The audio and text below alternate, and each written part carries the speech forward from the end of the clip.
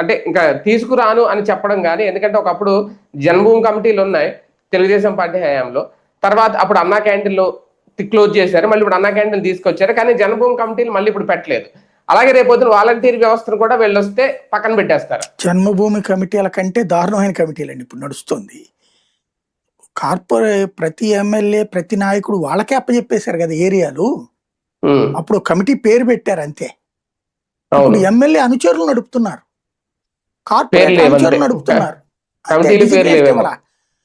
వాళ్ళ దగ్గరికి వెళ్ళి పని చేయించుకోవాల్సి వస్తుంది కదా. కాబట్టి మేబీ నేను అనుకోవడం ఏంటంటే వాలంటీర్ల వ్యవస్థ మీద ఏ హామీ ఇవ్వడం జగన్, కానీ ఎలక్షన్ అయ్యాక చివరిలో పెట్టాడు చూడండి, ఆ వాలంటీర్ కి తోడు ఒక అట్లాగా పెట్టచ్చు, లేదా కార్యకర్తలనే వాలంటీర్గా పెట్టచ్చు. ఈసారి కార్యకర్తల్ని వాలంటీర్గా పెట్టచ్చు. కిందసారి కార్యకర్తలు కాని వాళ్ళని వాలంటీర్గా పెట్టాడు.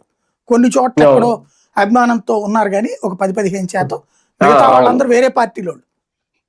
కమ్యూనిస్టులు చేశారు, జనసేన వాళ్ళు చేశారు, బీజేపీ వాళ్ళు కూడా చేశారు వాలంటీర్లుగా. పార్టీలకు అతీతంగా ఇచ్చాడు అతను. అదే టీడీపీ వాళ్ళు కూడా ఉన్నారు, అదే అతనికి శాపమైంది ఓ రకంగా. ఈ దఫా కార్యకర్తలు పెడతాడు వాలంటీర్లుగా నాకు తెలిసి. అంటే ఒక జవాబుదారీ వ్యవస్థలా ఉండేది సార్ అది. అదే దాని మీద జగన్ గారు ఒక ప్రకటన ఏమన్నా చేస్తే బాగుంటది ఎన్నికలకు ముందే. ఇరుక్కుంటాడు, వాలంటీర్ చేస్తానంటే కార్యకర్తలు వద్దంటారు. అదే ఆయన చేస్తాడనే ఈ తరహా వ్యాఖ్యలు చేస్తారు.